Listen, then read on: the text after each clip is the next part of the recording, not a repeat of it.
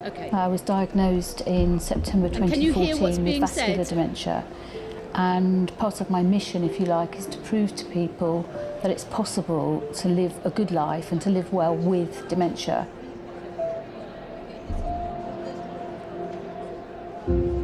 I said to my running coach, I wonder if I could run a marathon, and she said yes. But then I decided that I wanted to run the London. If you're going to run a marathon, the London is the one. I started running because my GP said that there's not much I can do for myself, but running is good. This is about our future, and it's about raising money to battle this disease, to find a cure for it, and I believe that's possible. I could sit and be depressed all day at home, but actually I can do something about it, and while doing that, give as much of a positive message to people that it is possible to live well with a dementia. Dementia, we're coming to get you.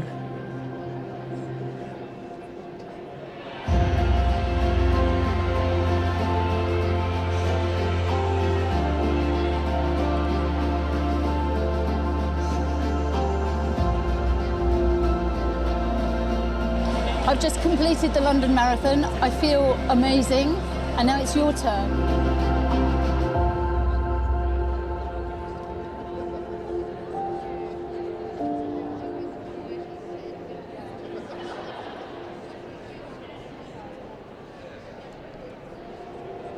Oh, no. So, I was never a runner. I used to play hockey, and I ran from the goal mouth to the bar at every match. I never actually ran anywhere on the pitch. It wasn't necessary. So when I decided that I was going to run the London Marathon, my hockey friends were brilliant and really supportive and dug very deep because they didn't believe that I could actually do it. But I did. And just to go back to my diagnosis, I had something called a TGA, which is a transient global amnesia. I lost 24 hours, and in that time I drove from Hereford, where I lived, to Surrey. I cut down a holly tree with a chainsaw, and I have no recollection of that. I only remember what my partner has told me about it. And at the time they said, oh, you'll probably get over it, it'll be fine, but I didn't get over it. So I had to go through lots of tests.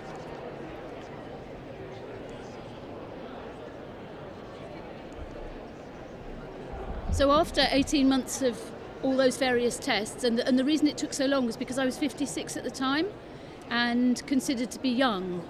I like to consider that I'm still very young.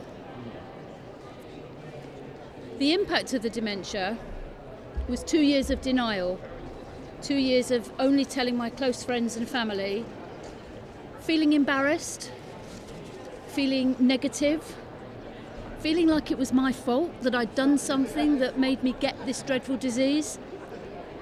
And I had a lack of motivation, a loss of confidence, and a real sense of hopelessness. What can I do? What could I do that would make a difference? And then there was a realisation, a bit of a light bulb moment, that I could make a difference. I could perhaps try and do a bit of awareness raising. I still was able to do a lot of things. People say when you've got dementia, well, what can't you do? Well, for me, it's about what I can do. And at this point, I want to make it very clear that there will be some of you listening who have got loved ones who live with dementia, who don't know what day it is, who can't run a marathon, who can't function. Now that's my future, and that's why I do what I do, because I know that my future is pretty grim.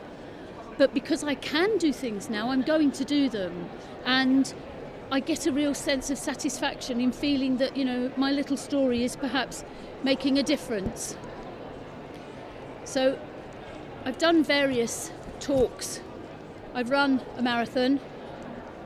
I've been in a programme called The Restaurant That Makes Mistakes, along with a certain Mr. Peter Berry who's sitting there. Now, the programme, which is still available on All 4, for those of you who would like to watch it, it's 4 hours of your life you'll never get back, but hey. It was 14 of us with a young onset dementia diagnosis who set up and ran very successfully a restaurant in Bristol. And we had a ball. We absolutely had a ball because every restaurant makes mistakes. It's just about how you cover it up. And we made all sorts of mistakes, but we laughed along the way. I don't have huge memories of it, but I do have those positive emotions of joy, of the friendships that I made. There were one or two sticky moments that occasionally will bring back a sad memory for me, but mostly it was good. And there's the motley crew before. And on a particular day, we were welcoming some celebrity guests. And I was on the door that day. Mr. Berry was allowed a day off. And on his day off, I was on the front of house and welcoming people. And I was looking at the guest list and I'd seen various names and I saw Tony H. And I thought, oh, Tony Hadley, Spandau Ballet. How exciting would that be? And then in walked Tony Head, who I went to school with. And we had a great time catching up. Stories that should probably have stayed at school came tumbling out from him, not me. This was on the last day at the restaurant where we all realised what an amazing job we'd done. And for an awful lot of my colleagues, there was huge progress. 2 or 3 of them absolutely shone after the programme had finished. They had learnt so much, they had engaged so much. And a lot of us are still in touch. We have a monthly Zoom. I talk through most of it, don't I, Peter? And some of our friends, sadly, are deteriorating, as is inevitable with dementia. Of course, we're all deteriorating, some at quicker stages than others. And it makes me sad when I see those people who I was working with who are now not able to do very much at all and who have sad lives. And yeah, that's my future. And what I learnt most from that programme was I'd never spent time with people living with dementia before. The idea of going to a group struck terror to my heart. However, meeting these guys and realising that, we are all the same and totally different.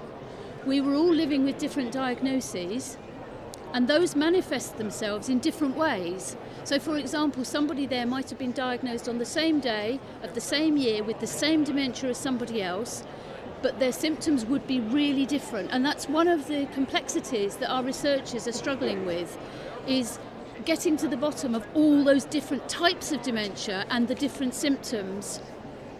We had huge team spirit, and that's continued for a lot of us.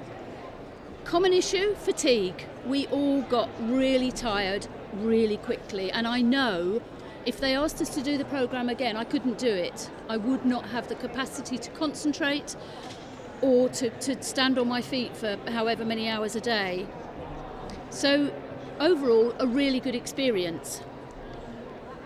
And then I had 15 minutes of fame, which whenever I look at that photo, I think how blooming short I am. Except that if you had seen Holly's heels, serious heels, I wouldn't be able to run if I had those sort of heels on. So what have I been doing? I've been doing some fundraising and awareness. I ran the London Marathon, as you saw, on the hottest day of the year. Oh, did they say that earlier? I've also had a tattoo of Alzheimer's Research UK, because the charity is so important to me and the care and support that they give me is amazing. I don't actually know where I would be now without the stuff that I'm doing for the charity. I get such a good sense of well-being. I ran the Vitality London Half with a hangover, which I do not recommend to anybody. I had my head shaved. Now, I am the vainest person I know. I really am. And I was more scared about doing that than the tattoo or the running of a marathon, because I thought, what if I've got a bumpy head? Well, as you can see, I've got a lovely, perfectly shaped egg head. There we are. So I have got another fundraiser coming up with Mr. Berry. I can't tell you what it is, but it's happening in June, and I hope that's tantalised you to keep an eye out on social media. I'm just going to keep you hanging there, okay? Filming for World Alzheimer's Day was another 15 minutes of fame, no, 5 minutes of fame, with my good friend Scott. And what we were talking about was carers. We talk about people living with dementia, but actually people have carers who are living with that same dementia. They have loved ones who are living with that dementia. And carers are crucial to our day-to-day existence. I'm not sure I could still be living at home if it wasn't for Sheila. And I know other people who have that same problem, if you like, that their carers are giving their all and potentially burning out. We have to do more to support our carers in order that we can live as well as possible. So how does my dementia affect me day to day? I'm just going to preface this with I have actually finally managed to get some benefits. I've managed to get PIP. I wouldn't have done it without Sheila, who was relentless in her pursuing the authorities, because the very first interview I had, the lady who came to interview me, one of her questions was, "Oh, does it affect you every day?" And how do you explain to somebody when you're trying to be on your best behaviour and show her that you're actually okay, but you do need that support? Apparently I didn't qualify because I engaged her with my eye contact. I asked her if she'd like a cup of tea and I made it for her. The fact that I asked her 4 times if she would like tea and would she like sugar in it, the fact that I was trying to really behave well and come across well, all counted against me. However, with a lot of perseverance, I do now get benefits which we need and which I am entitled to. Although I have this feeling that, well, perhaps I shouldn't really, I'm all right. The fatigue.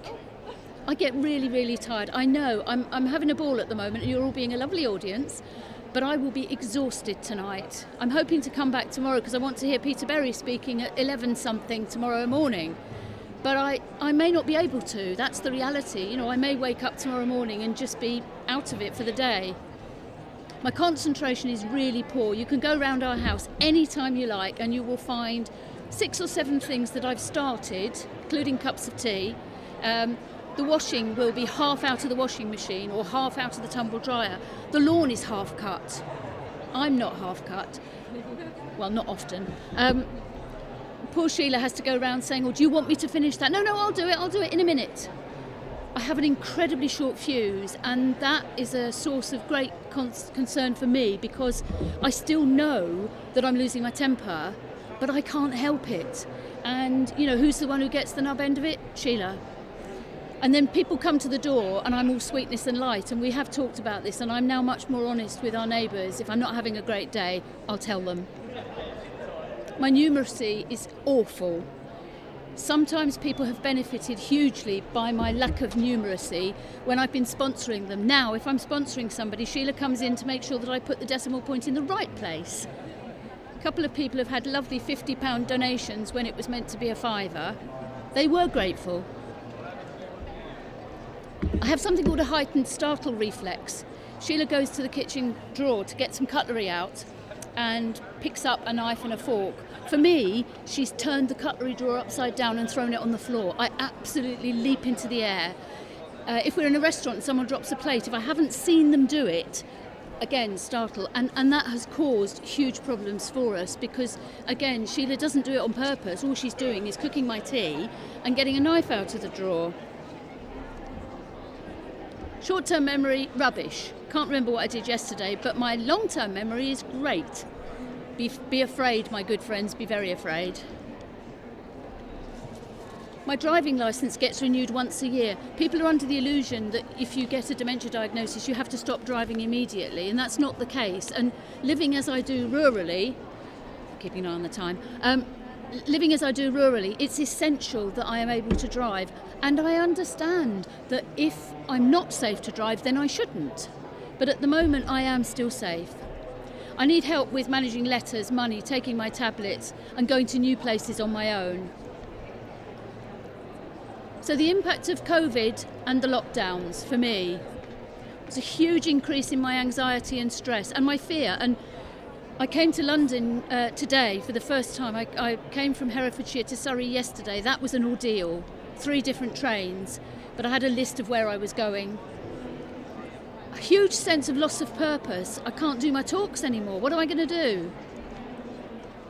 I missed the social interaction and got to the point where I was saying to Sheila, I actually don't want to go out now. I'm going to stay in tonight. You go. Poor sleep. Sleep is all over the place. I sleep every afternoon between 2 and 4, except today.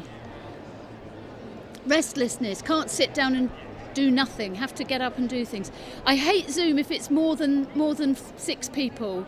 I did a Zoom recently for the perfume shop. And I noticed that there were 9 people on the screen, and I thought they had more staff than that. But I carried on, and I realised that there were 200 of them, but they'd only put 9 on the screen. They'd listened, and it was fine. Intensified symptoms, so even less capacity to concentrate, worse memory problems, less confidence in going out. What helps me? For my birthday every year in January, Sheila does me a photo book of things that we've done during the year.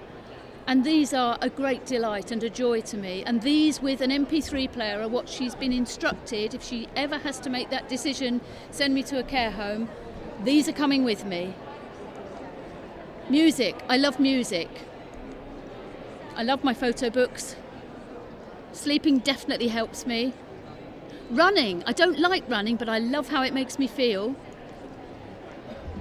People not saying, oh, I'm always forgetting things and you don't look like you've got dementia.